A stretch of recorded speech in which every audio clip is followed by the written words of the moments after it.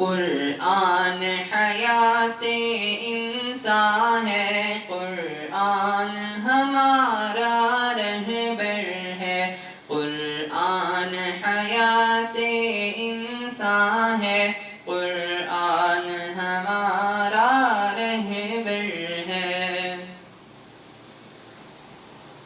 نحمده ونصلي على رسوله الكريم، اما بعد۔ معزز سامعین، السلام علیکم ورحمۃ اللہ وبرکاتہ۔ آپ دیکھ رہے ہیں دی رائزنگ یوتھ۔ آج ہم سورہ فاتحہ کی پہلی 4 آیات کو سمجھیں گے کہ اللہ اس میں ہم سے کیا فرما رہا ہے۔ تلاوت۔ بسم اللہ الرحمن الرحیم، الحمد للہ رب العالمین، الرحمن الرحیم، مالک یوم الدین،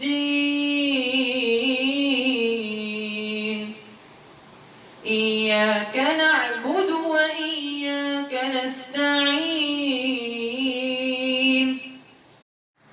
صدق اللہ العظیم۔ شروع کرتا ہوں اللہ کے نام سے جو بڑا مہربان نہایت رحم کرنے والا ہے۔ الحمدللہ رب العالمین، سب تعریف اللہ کے لیے ہے جو تمام جہانوں کا پالنے والا ہے۔ الحمد میں ال اختصاص کے لیے ہے، یعنی تمام تعریفیں اللہ کے لیے ہیں یا اس کے لیے خاص ہیں، کیونکہ تعریف کا اصل مستحق صرف اللہ ہے۔ کسی کے اندر کوئی خوبی، حسن یا کمال ہے تو وہ بھی اللہ کا پیدا کرتا ہے، اسی لیے حمد تعریف کا مستحق بھی وہی ہے۔ اللہ، یہ اللہ کا ذاتی نام ہے، اس کا استعمال کسی اور کے لیے جائز نہیں۔ الحمدللہ یہ کلمہ شکر ہے جس کی بڑی فضیلت احادیث میں آئی ہے۔ ایک حدیث میں لا الہ الا اللہ کو افضل الذکر اور الحمدللہ کو افضل الدعاء کہا گیا ہے۔ صحیح مسلم اور نسائی کی روایت میں ہے الحمدللہ تملأ المیزان، الحمدللہ میزان کو بھر دیتا ہے۔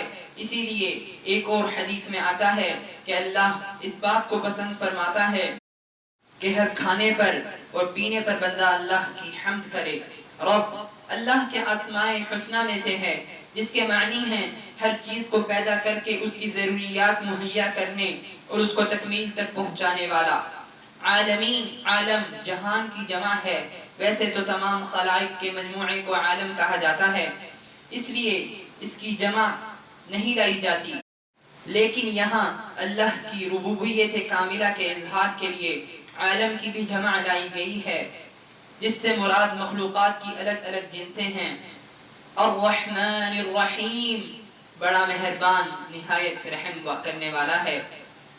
رحمان اور رحیم دونوں مبالغے کے صیغے ہیں جن میں کثرت اور دوام کا مفہوم پایا جاتا ہے، یعنی اللہ بہت رحم کرنے والا ہے اور اس کی یہ صفت دیگر صفات کی طرح دائمی ہے۔ بعض علماء کہتے ہیں رحمان میں رحیم کی نسبت زیادہ مبالغہ ہے، اسی لیے رحمان الدنیا والآخرہ کہا جاتا ہے۔ دنیا میں اس کی رحمت عام ہے جس سے بلا تخصیص کافر و مومن سب فیضیاب ہو رہے ہیں، اور آخرت میں وہ صرف رحیم ہوگا، یعنی اس کی رحمت صرف مومنین کے لیے خاص ہوگی۔ مالک یوم الدین، بدلے کے دن یعنی قیامت کا مالک ہے۔ دنیا میں بھی اگرچہ مکافات عمل کا سلسلہ ایک حد تک جاری رہتا ہے، تاہم اس کا مکمل ظہور آخرت میں ہوگا اور اللہ ہر شخص کو اس کے اچھے یا برے اعمال کے مطابق مکمل جزا اور سزا دے گا۔ اسی طرح دنیا میں عارضی طور پر اور بھی کئی لوگوں کے پاس تحت الاسباب اختیارات ہوتے ہیں، لیکن آخرت میں تمام اختیارات کا مالک صرف اور صرف اللہ ہی ہوگا۔ اللہ اس روز فرمائے گا لمن الملک اليوم، آج کس کی بادشاہی ہے؟ پھر وہی جواب دے گا للہ الواحد القہار، صرف ایک غالب اللہ کے لیے۔ اللہ قرآن مجید میں ارشاد فرماتا ہے یوم لا تملک نفس لنفس شیئا والامر یومئذ للہ۔ الانفطار، اس دن کوئی ہستی کسی کے لیے اختیار نہیں رکھے گی سارا معاملہ اللہ کے ہاتھ میں ہوگا، یہ ہوگا جزا کا دن۔ ایاک نعبد و ایاک نستعین، ہم صرف تیری ہی عبادت کرتے ہیں اور صرف تجھ ہی سے مدد چاہتے ہیں۔ عبادت کے معنی ہیں کسی کی رضا کے لیے انتہائی تذلل و عاجزی اور کمال خشوع کا اظہار۔ سیدھی عبارت نعبدک و نستعینک، ہم تیری عبادت کرتے اور تجھ سے مدد چاہتے ہیں ہوتی، لیکن اللہ نے یہاں مفعول کو فعل پر مقدم کر کے ایاک نعبد و ایاک نستعین فرمایا، جس سے مقصد اختصاص پیدا کرنا ہے، یعنی ہم تیری ہی عبادت کرتے اور تجھ ہی سے مدد چاہتے ہیں۔ نہ عبادت اللہ کے سوا کسی اور کی جائز ہے اور نہ استعانت ہی کسی اور سے جائز ہے۔ ان الفاظ سے شرک کا سدباب کر دیا گیا ہے، لیکن جن کے دلوں میں شرک کا روگ راہ پا گیا ہے وہ ما فوق الاسباب اور ما تحت الاسباب استعانت میں فرق کو نظر انداز کر کے عوام کو مغالطے میں ڈال دیتے ہیں اور کہتے ہیں کہ دیکھو ہم بیمار ہو جاتے ہیں تو ڈاکٹر سے مدد حاصل کرتے ہیں، بیوی سے مدد چاہتے ہیں، ڈرائیور اور دیگر انسانوں سے مدد کے طالب ہوتے ہیں۔ اس طرح وہ یہ باور کراتے ہیں کہ اللہ کے سوا اوروں سے مدد مانگنا بھی جائز ہے، حالانکہ اسباب کے ماتحت ایک دوسرے سے مدد چاہنا اور مدد کرنا یہ شرک نہیں ہے، یہ تو اللہ کا بنایا ہوا نظام ہے جس میں سارے کام ظاہری اسباب کے مطابق بھی ہوتے ہیں، حتیٰ کہ انبیاء بھی انسانوں کی مدد حاصل کرتے ہیں۔ حضرت عیسیٰ علیہ السلام نے فرمایا من انصاری الی اللہ، اللہ کے دین کے لیے کون میرا مددگار ہے؟ اللہ نے اہل ایمان کو فرمایا وَتَعَاوَنُوا عَلَى الْبِرِّ وَالتَّقْوَى، نیکی اور تقوی کے کاموں پر ایک دوسرے کی مدد کرو۔ ظاہر بات ہے کہ یہ تعاون ممنوع ہے نہ شرک بلکہ مطلوب و محمود ہے۔ اس کا اصطلاحی شرک سے کیا تعلق؟ شرک تو یہ ہے کہ ایسے شخص سے مدد طلب کی جائے جو ظاہری اسباب کے لحاظ سے مدد نہ کر سکتا ہو، جیسے کسی فوت شدہ شخص کو مدد کے لیے پکارنا، اس کو مشکل کشا اور حاجت روا سمجھنا، اس کو نافع و ضار باور کرانا اور دور و نزدیک سے ہر ایک کی فریاد سننے کی صلاحیت سے بہرور تسلیم کرنا، اس کا نام ہے ما فوق الاسباب طریقے سے مدد طلب کرنا اور اسے خدائی صفات سے متصف ماننا، اسی کا نام شرک ہے، جو بدقسمتی سے محبت اولیاء کے نام پر مسلمان ملکوں میں عام ہے۔ اعاذنا اللہ منہ۔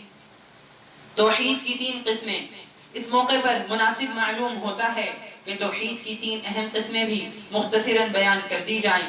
یہ قسمیں ہیں توحید ربوبیت، توحید الوہیت اور توحید صفات۔ توحید ربوبیت کا مطلب ہے کہ اس کائنات کا خالق، مالک، رازق اور مدبر صرف اللہ تعالی ہے۔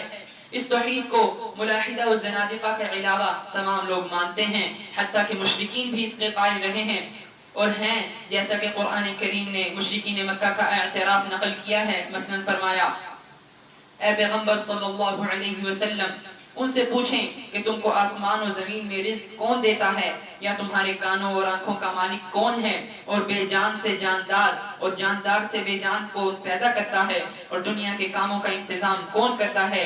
جھٹ کہہ دیں گے کہ اللہ، یعنی یہ سب کام کرنے والا اللہ ہے۔ سورہ یونس۔ دوسرے مقام پر فرمایا اگر آپ صلی اللہ علیہ وسلم ان سے پوچھیں کہ آسمان و زمین کا خالق کون ہے تو یقیناً یہی کہیں گے کہ اللہ۔ سورہ زمر۔ ایک اور مقام پر فرمایا اگر آپ صلی اللہ علیہ وسلم ان سے پوچھیں کہ زمین اور زمین میں جو کچھ ہے یہ سب کس کا مال ہے، ساتوں آسمان اور عرش عظیم کا مالک کون ہے، ہر چیز کی بادشاہی کس کے ہاتھ میں ہے اور وہ سب کو پناہ دیتا ہے اور اس کے مقابل کوئی پناہ دینے والا نہیں، ان سب کے جواب میں یہ یہی کہیں گے کہ اللہ، یعنی یہ سارے کام اللہ ہی کے ہیں۔ سورہ مومنون۔ توحید الوہیت کا مطلب ہے کہ عبادت کی تمام اقسام کا مستحق صرف اللہ ہے، اور عبادت ہر وہ کام ہے جو کسی مخصوص ہستی کی رضا کے لیے یا اس کی ناراضی کے خوف سے کیا جائے۔ اس لیے نماز، روزہ، حج اور زکوٰۃ صرف یہی عبادات نہیں ہیں بلکہ کسی مخصوص ہستی سے دعا و التجا کرنا، اس کے نام کی نظر و نیاز دینا، اس کے سامنے دست بستہ کھڑا ہونا، اس کا طواف کرنا، اس سے طمع اور خوف رکھنا وغیرہ بھی عبادات ہیں۔ توحید الوہیت یہ ہے کہ یہ تمام کام صرف اللہ تعالی ہی کے لیے کیے جائیں۔ قبر پرستی کے مرض میں مبتلا عوام و خواص اس توحید الوہیت میں شرک کا ارتکاب کرتے ہیں، اور مذکورہ عبادات کی بہت سی قسمیں وہ قبروں میں مدفون افراد اور فوت شدہ بزرگوں کے لیے بھی کرتے ہیں، جو سراسر شرک ہے۔ توحید صفات کا مطلب ہے کہ اللہ کی جو صفات قرآن و حدیث میں بیان ہوئی ہیں ان کو بغیر کسی تعویل اور تحریف کے تسلیم کریں، اور وہ صفات اس انداز میں کسی اور کے اندر نہ مانیں۔ مثلا جس طرح اس کی صفت علم غیب ہے، یا دور اور نزدیک سے ہر ایک کی فریاد سننے پر وہ قادر ہے، کائنات میں ہر طرح کا تصرف کرنے کا اسے اختیار حاصل ہے، یہ اس قسم کی اور صفات الوہیہ، ان میں سے کوئی صفت بھی اللہ کے سوا کسی نبی، ولی یا کسی بھی شخص کے اندر تسلیم نہ کی جائیں۔ اگر تسلیم کی جائیں گی تو یہ شرک ہوگا۔ افسوس ہے کہ قبر پرستوں میں شرک کی یہ قسم بھی عام ہے، اور انہوں نے اللہ کی مذکورہ صفات میں بہت سے بندوں کو بھی شریک کر رکھا ہے۔ اعاذنا اللہ من۔ اللہ کے فضل سے ہم نے اس ویڈیو میں سورہ فاتحہ کا ایک حصہ سمجھ لیا۔ اب انشاءاللہ اگلی ویڈیو میں ہم اس کو مکمل کریں گے۔ اس چینل کو سبسکرائب کرنا نہ بھولیں اور گھنٹی کا بٹن دبائیں تاکہ ہماری ہر کوشش آپ تک پہنچ سکے، اور دوسروں کو شیئر کریں کیونکہ اچھی بات پھیلانا بھی صدقہ ہے۔ وما علینا الا البلاغ المبین۔ قرآن حیات انسان ہے، قرآن ہمارا رہبر ہے، قرآن حیات انسان ہے، قرآن ہمارا رہبر ہے۔ نہ پوچھ تو رتبہ اس کا سن، نہ پوچھ تو رتبہ اس کا سن، ہر شے سے عظمت برتر ہے، قرآن حیات